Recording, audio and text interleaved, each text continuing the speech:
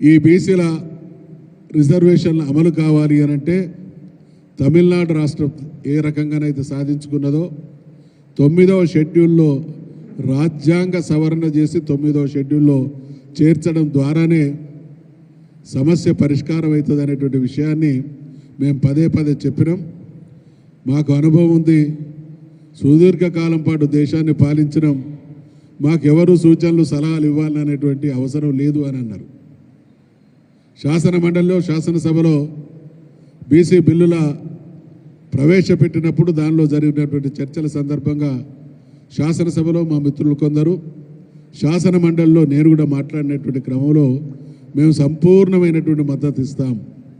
రాష్ట్రం మొత్తం ఒకే మాట ఒకే బాటగా ఢిల్లీలో తెలంగాణ బీసీల ప్రతిధ్వని వాణి బాణి వినిపిద్దాం, తద్వారా ఆ ఒత్తిడిలో రిజర్వేషన్లు సాధించుకుందాం అనేటువంటి మాట మాట్లాడితే తప్పకుండా మీరు చేసినటువంటి సూచనలు పరిగణలోకి తీసుకుంటామన్నారు. ఒకే మాట ఒకే బాటగా ప్రయత్నం చేద్దామన్నారు.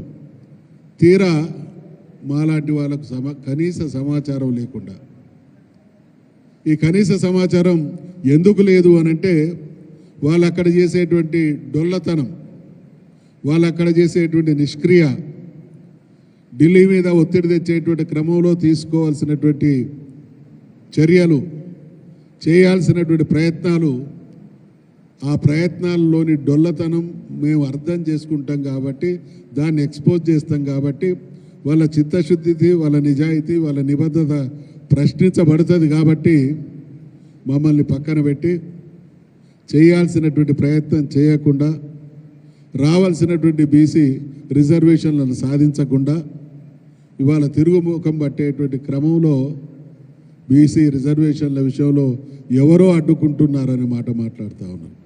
అపాయింట్మెంట్ దొరకకుండా చేస్తున్నారంటాను.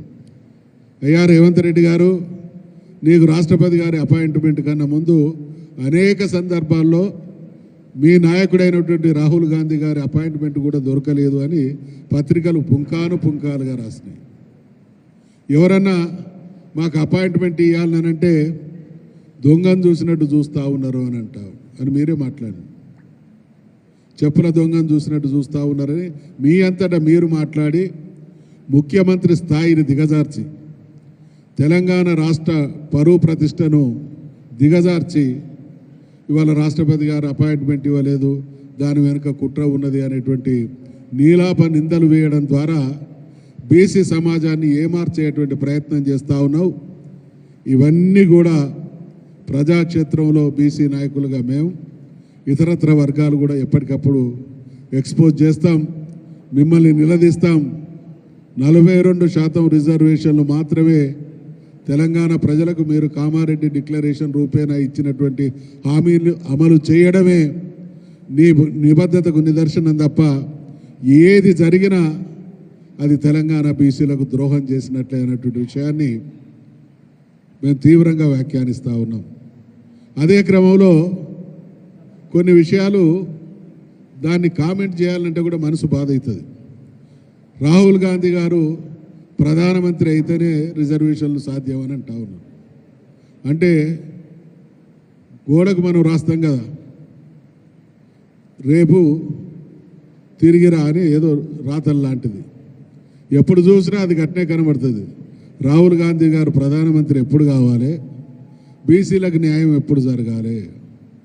కానీ రాహుల్ గాంధీ గారు ప్రధానమంత్రి అయ్యేదాకా ఆగమని అంటున్నటువంటి మీరు దేశాన్ని ఇన్ని సంవత్సరాలు పాలించి బీసీలకు అన్యాయం చేసి నెపం మాత్రం మంది మీద పెట్టేటువంటి ప్రయత్నం చేస్తూ ఉన్నాం. వీటన్నిటిని కూడా గర్హిస్తూ ఉన్నాం, తీవ్రంగా ఖండిస్తూ ఉన్నాం. ఇదే సందర్భంగా ఆయన ఏమంటాడు, ఏమన్నా నాయకుడు అనేవాడు మాట్లాడేటువంటి ప్రతి మాటకు సందర్భోచితంగా మాట్లాడాలి. నేను ఆయన పోయింది రిజర్వేషన్ల విషయంలో, మాట్లాడేది కేసీఆర్ గారి ఫామ్ హౌస్ గురించి. ఢిల్లీలో నిన్న జరిగినటువంటి సందర్భానికి కేసీఆర్ గారికి ఏమైనా ఉందా? ఆయన ఓటమి పాలైందట, ఫామ్ హౌస్లో చెర్లపల్లి జైలు లాంటి జీవితం గడుపుతూ ఉన్నాడు. మరి ఒక్కసారే ఓటమి పాలైతే ఆ జీవితం అయితే నాకు అర్థమైతలేదు. దీంట్లో ఆంతర్యం ఏంటంటే బహుశా రాహుల్ గాంధీ గారు దీక్షకు రాలేదు కాబట్టి ఆయనను సూటిగా అనలేక ఒక్కసారి ఓటమి పాలైనటువంటి కేసీఆర్ గారిని ఆ మాట అంటున్నాడు అని అంటే 3 సార్లు ఓటమి పాలైనటువంటి రాహుల్ గాంధీ గారికి అది వర్తించదా అని మేము ప్రశ్నిస్తూ ఉన్నాం. ఒకసారి ఓటమి పాలైతేనే ఆ శిక్ష అంటున్నావు కదా. మీ నాయకుడు 3 సార్లు ఓటమి పాలైండు కదా. మీ నాయకుడు ధర్నాకు రాలేదు కదా. కాబట్టి ఆయన మీద ఉన్నటువంటి కసిని ఇండైరెక్ట్గా కేసీఆర్ గారిని అనడం ద్వారా రాహుల్ గాంధీని ఎక్కువబెట్టినట్టు మేము భావిస్తూ ఉన్నాం. ఈయన ఏ పార్టీలు ఉంటాడో, ఎవరిని డైరెక్ట్గా పొగుడుతాడో, ఎవరిని ఇండైరెక్ట్గా పొగుడుతారో ఎవరికి అర్థమైతే లేదు. సర్కస్ మనం చూస్తాం కదా, సర్కస్లో అటువంటి ఫీట్లు అనేక సందర్భాల్లో ఢిల్లీలో కావచ్చు, బయట కావచ్చు, ప్రధానమంత్రిని బడేబాయ్ అన్నటువంటి సందర్భాలు కూడా ఉన్నాయి. అందుకనే ఈ 20 మాసాల కాలంలో రేవంత్ రెడ్డి గారి పాలన వెనకట సామెత ఇప్పటికి కూడా ఉన్నది. కొండందవి ఎలకను పట్టినామని అంటారు. కొండందవి ఎలకను పట్టుడు కాదు, ఈయన కొండందవి తొండను పట్టినట్టు కూడా లేదు. అంత నిరర్ధక పాలన కొనసాగుతుంది. కాబట్టి బీసీ సమాజానికి మేము చేతులు జోడించి ప్రార్థన చేస్తూ ఉన్నాం. కాంగ్రెస్ పార్టీ, కాంగ్రెస్ ప్రభుత్వాలు ముమ్మాటికి ఈ దేశంలో, ఈ రాష్ట్రంలో తెలంగాణ ద్రోహులే. ఆనాడు కాంగ్రెస్ అధికారంలోకి రావడానికి బీసీ డిక్లరేషన్ కామారెడ్డి అన్నది, మళ్ళీ బీసీల రిజర్వేషన్ల అమలుకు ఢిల్లీలో కాంగ్రెస్ పార్టీని గెలిపించి అధికారంలోకి తీసుకురండి అని చెప్పకనే చెప్తా ఉన్నది. అందుకని నమ్మి అనేక సందర్భాల్లో మోసపోయినాం.